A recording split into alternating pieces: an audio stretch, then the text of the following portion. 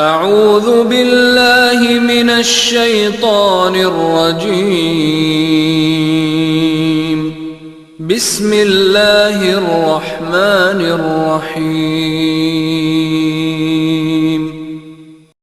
الحمدللہ رب العالمین والصلاة والسلام علی سیدنا و مولانا محمد وعلی آلہ و اصحابہ و ذریتہ و ازواجہ و اہل بیتہ اجمعین، اما بعد۔ حضرات ذی وقار، رمضان المبارک کا برکتوں والا، رحمت والا، بخشش والا مہینہ آ رہا ہے، تو اللہ رب العزت جل شانہ نے اس ماہ مقدس میں حضور صلی اللہ تعالیٰ علیہ وآلہ وسلم کی امت پر خصوصی کرم فرمایا ہے۔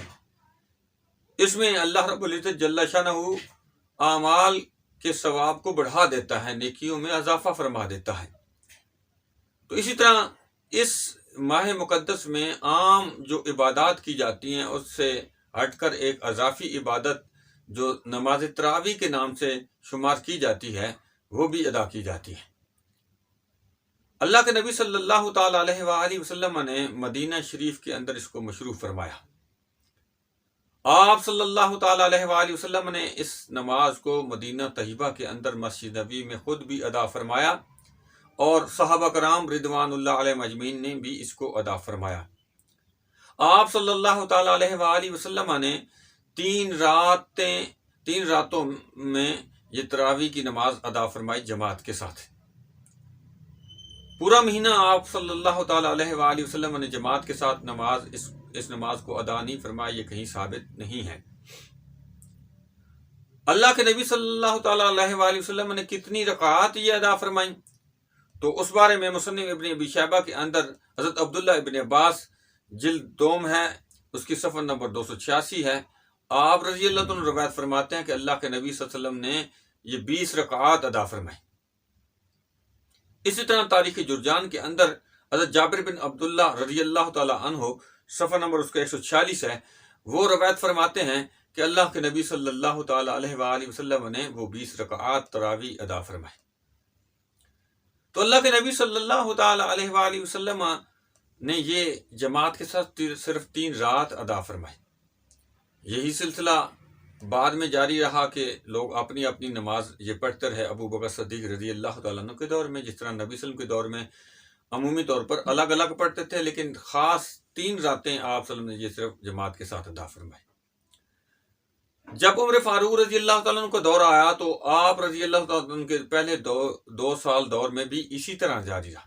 آپ نے ایک رات دیکھا کہ لوگ الگ الگ نماز پڑھ رہے ہیں، تو صحابہ کرام رضوان اللہ علیہ اجمعین سے مشورہ فرمایا کہ کیوں نہ ان سب کو ایک امام کے پیچھے، ایک قاری کے پیچھے اکٹھا کر دیا جائے۔ جو لوگ قرآن نہیں جانتے، نہیں یاد کیا ہوا، وہ قرآن بھی سن لیں گے، ثواب بھی ملے گا، اور پورا قرآن کا دور بھی مکمل ہو جائے گا۔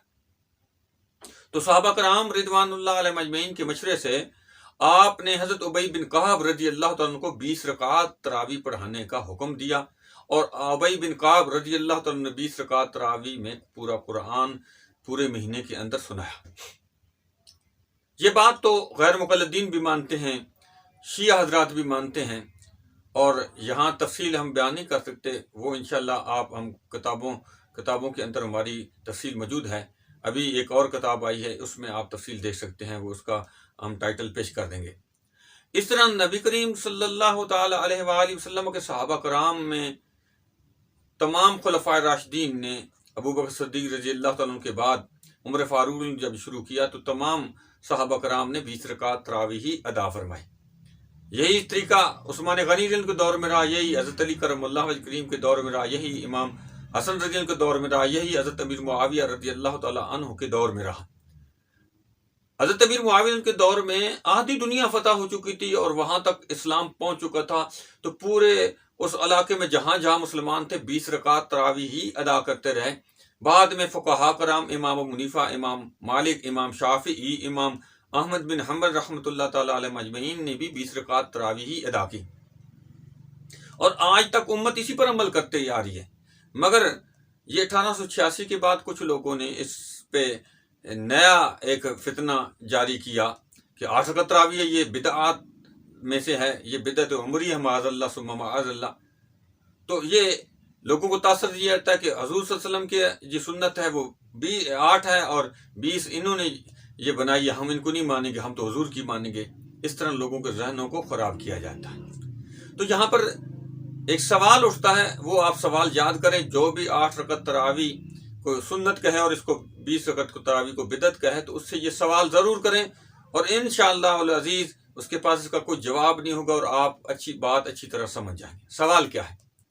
سوال یہ ہے کہ اگر یہ بات آپ مانتے ہیں کہ حضرت عمر فاروق رضی اللہ تعالیٰ نے 20 رکعت تراوی شروع کی، حضور صلی اللہ علیہ وسلم سے یہ ثابت نہیں ہے، حضور صلی اللہ علیہ وسلم نے نہیں پڑھی ہیں، اور اس لیے ہم نہیں پڑھیں گے، ہم تو حضور کے طریقے پہ چلیں گے جو 8 ہیں۔ تو یہ بتائیے کہ یہ جو پورے ماہ مقدس میں، ماہ رمضان کے اندر آپ تراوی جماعت کے ساتھ ادا کرتے ہیں، یہ بھی تو حضرت عمر فاروق رضی اللہ تعالیٰ عنہ نے شروع کی تھی، اور اس سے پہلے نبی صلی اللہ تعالیٰ علیہ وآلہ وسلم 3 راتوں کے سوا پورا ماہ رمضان کے اندر تراوی کی نماز جماعت کے ساتھ ادا کرنا ثابت نہیں۔ تو پھر یہ طریقہ بھی تو چھوڑیے، 3 راتیں ادا کرے ہو جائیں۔ اسی طرح آپ صلی اللہ تعالیٰ علیہ وآلہ وسلم نے پورے مہینے کے اندر پورا قرآن تلاوت اس تراوی کے اندر نہیں کیا۔ حضرت عمر فاروق رضی اللہ عنہ نے یہ حکم دیا، حضرت ابی بن کعب رضی اللہ تعالیٰ عنہ کو انہوں نے پورا قرآن اس کے اندر سنایا۔ تو یہ بھی تو نبی صلی اللہ علیہ وسلم سے کہیں ثابت نہیں ہے، تو اس کو بھی تو آپ چھوڑیں، پھر جتنی تلاوت کی نبی صلی اللہ علیہ وسلم نے اتنی کریں اور جائیں۔ یعنی 2 چیزیں جو عمر فاروق رضی اللہ تعالیٰ عنہ نے شروع فرمائیں وہ تو آپ جائز مانتے ہیں، تیسری جو حضور صلی اللہ علیہ وسلم سے سند ضعیف کے ساتھ ثابت ہے، جو میں نے 2 روایات پہلے پیش کی ہیں، تو اس کی تقویت ان صحابہ کرام رضوان اللہ علیہم کی سند صحیح کے ساتھ جو اعمال ہیں اس سے ہوتی ہے، تو لہذا وہ بھی صحیح ہے۔ تو اب اس کو چھوڑ دیتے ہیں، یعنی اس کے معاملے میں حضرت عمر فاروق کا عمل چھوڑ دیتے ہیں، اور 2 عمل ان سے لے لیتے ہیں، 2 صحابہ سے چھوڑ دیتے ہیں، لے لیتے ہیں، 1 عمل چھوڑ دیتے ہیں۔ تو یا تو تینوں چھوڑو یا تینوں لو، یہ اپنی مرضی تو نہیں، دین کے اندر جو دل کرے لے لو، دل کرے چھوڑ دو۔ اور تیسرا سوال یہ ہے کہ حضرت عمر فاروق رضی اللہ عنہ اور دیگر صحابہ کرام رضوان اللہ علیہم اجمعین نے حضور صلی اللہ علیہ وسلم کے پیچھے نماز پڑھی تھی تراویح کی، ان کو رکعات کا علم نہیں ہے، تو پھر تمہیں کیسے ہو گیا؟ اللہ کے نبی صلی اللہ علیہ وسلم کے پیچھے نماز پڑھنے والے کو ہی صحیح علم ہے۔ اور حضرت علی کرم اللہ کریم کے بارے میں تو آقا دو عالم صلی اللہ علیہ وسلم تو ارشاد فرمایا، انا مدینۃ العلم وعلی بابھا، کہ میں علم کا شہر ہوں اور یہ اس شہر کے دروازے ہیں۔ تو ان کو بھی نہیں علم تھا۔ 4 اماموں میں امام مالک رحمہ اللہ جو 36 رکعت پڑھتے ہیں تو لوگوں کو کنفیوز کیا جاتا ہے، تو اس میں گزارش یہ کہ وہ 36 نہیں پڑھتے، 20 ہی پڑھتے ہیں۔ وہ 16 جو پڑھتے ہیں وہ کیا ہے؟ وہ نوافل ہیں۔ کہ جب آپ رحمۃ اللہ تعالیٰ علیہ نے، امام مالک رحمہ اللہ نے مدینہ طیبہ میں پتہ چلا کہ حرم پاک میں، خانہ کعبہ میں جو لوگ وہاں تراویح ادا کرتے ہیں 4 رکعت کے بعد وہ وہاں طواف کرتے ہیں، تو وہ ثواب میں بڑھ جاتے ہیں، تو کیوں نہ ہم بھی ثواب میں اضافہ کریں؟ تو انہوں نے 4 رکعت کے بعد 4 رکعت نفل پڑھنا شروع کر دیا، یوں وہ 16 رکعتیں زیادہ ہو گئیں۔ 20 رکعت تراویح ہی ان کی بھی ہے اور تمام لوگوں کی بھی ہے، تو اس طرح 20 سے کم جو پڑھنا وہ درست نہیں ہے۔ یہ سنت مؤکدہ ہے، یہی طریقہ صحابہ کا ہے، یہی جمہور علماء اہل سنت کا ہے، یہی پوری دنیا کے اندر راج ہے۔ یہ آج 8 والا فتنہ درست نہیں ہے، جس طرح آج سعودی عرب نے 10 کر دی ہیں۔ یہ کسی کی اپنی مرضی، اپنا دین نہیں ہے، جو چاہے وہ کر دے۔ اللہ کے نبی صلی اللہ تعالیٰ علیہ وآلہ وسلم کی سنت پر عمل کرنا ہوگا تو اسی میں کامیابی ہے۔ آپ صلی اللہ علیہ وسلم نے ارشاد فرمایا کہ علیکم بسنتی و سنت خلفاء راشدین المہدیین، کہ میری سنت پر عمل کرو اور میرے جو خلفاء راشدین ان کی سنت پہ عمل کرو۔